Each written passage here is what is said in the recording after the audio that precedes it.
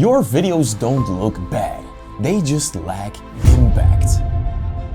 When I started editing, I learned as much as I can by just creating the most random stuff in Premiere. That's why today I'm gonna show you guys 8 editing tricks that I still use almost every day. Trick number 6 alone completely changed how I edit. Number 1. Fixing fisheye or wide-angle videos. You realized you just used the wrong lens. Now this is security footage of my car and I can easily make it look normal. This also works on GoPro footage, by the way. All you gotta do is find the lens distortion effect and drag it to your clip. Then with that clip selected, go to the effect controls. In here, decrease the curvature until the horizon doesn't look curved anymore. In my clip, I can also look at the road lines, and once they're straight, you're good. Look at the difference. It's that simple. Trick number 2. One of my favorite effects of all time. First, select your clip in the timeline and in the effect controls, bring your clip down just a little to make some space. Then back in the timeline, hold down Alt, duplicate your clip by dragging it 1 track up and go back to the effect controls. First, turn your video upside down by setting the rotation to 180 degrees. Then adjust the position property and make the ocean on top the same size as the one at the bottom. Now make sure the opacity property is selected. Then back in the timeline, go to the toolbar. In here, select the rectangular mask tool. Then head over to the program monitor and in here, draw a box around the top ocean and a bit of the sky. Now in the effect controls, increase the feather until it looks blended together. And that looks awesome. Number 3. Making your video look miniature. Or in other words, a tilt shift effect. This one used to be pretty difficult in Premiere, but since the latest update, it isn't. Find the focus blur effect. This one is actually from Film Impact, but Adobe decided to remove all Film Impact branding.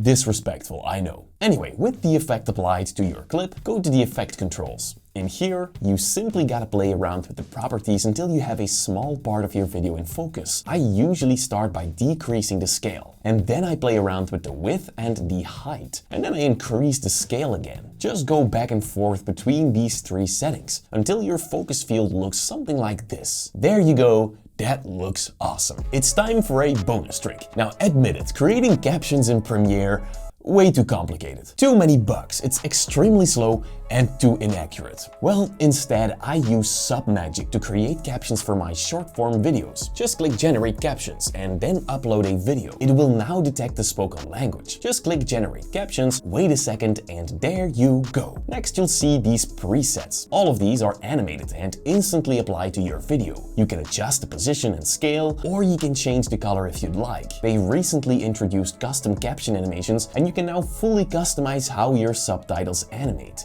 Absolutely no reason anymore to use Premiere for captions. When I'm done, I click Export and choose my quality settings. In the meantime, you can generate a caption with hashtags that fits your video. Now, SubMagic can do even more. The Clips Generative, for example. This will turn long videos into multiple shorts and it detects potential viral clips and edits them for you. Of course, afterwards, you can edit them as much as you want. You have full customizability. I use this tool to turn my long form videos into shorts and I gotta say, it's super efficient. I'll leave a link for you guys down below where you can try it out for free or just use the code PremiereBasics for 10% off. Thank you SubMagic so much for sponsoring this video. Time for number 5. Maybe that's my favorite one. So I have a clip of a cool computer and a 3D animation of an Intel i9 processor. Now to transition from the first into the second video, add a cut to your second clip, about 1 or 2 seconds in. Then head over to the toolbar and select the Object Mask Selection tool. Once you have it, go to the program monitor and click to apply a mask automatically. No need to draw. Next, go to the effect controls and in here, click the mask track forward and backward button. This will basically rotoscope the processor. Now to make sure this mask actually does something, click and drag the mask to the opacity property.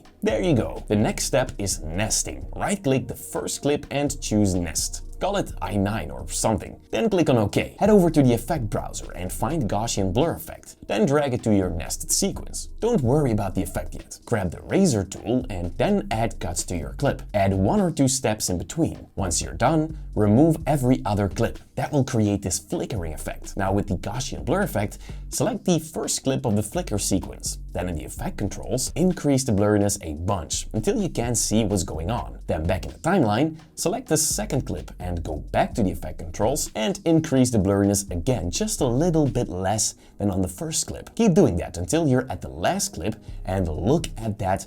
That will slowly reveal the processor. Oh, and I'll show you how I created the lens flare at the end of this video. Number 6. Detecting cuts in Premiere. I want to show you two different use cases. The first one is the most used one. This is a documentary about lions and I want to see all the cuts in this video. To do that, right-click your clip and choose Scene Edit Detection. Then make sure Add Cuts is enabled and click on Analyze. Once it's done, you'll have all the clips in this video separately. There you go. Now, I personally use this feature a lot with my screen recordings for these videos. You see, I always leave a gap in between my screen recordings and in between my takes. That makes it a lot easier for me to synchronize it afterwards in Premiere. Now let me show you what Scene Edit Detection does for me. It basically removes all the black gaps that I left in. And now my screen recording is ready to be synced to my studio recording. Number 7. I wanted to include this one because this feature got a lot better since last time. Let's say you're at the end of your clip, but you gotta make it longer. You don't want to slow it down, so instead you gotta use the Generative Extend feature. Once selected, click and drag the clip to the right. This takes a while, but once it's done, Premiere will have generated extra frames without slowing your video down. And I gotta say, I don't see any difference anymore. A few months ago, you would see a huge difference, so Adobe, good job on this one. Number 8, as promised, the lens flare. So I just added a video of a lens flare on top, but as you can see, that removes my Intel processor. To bring it back, make sure the lens flare is selected and head over to the effect controls. In here, set the blending mode to screen or add. This is what ads look like, a bit more aggressive. You could also try out screen. That one looks best in my case. And there you go. Look at that. Anyway, if you want to learn more about blending modes to create something cool like this, click the video right here on my left. Thank you guys so much for watching.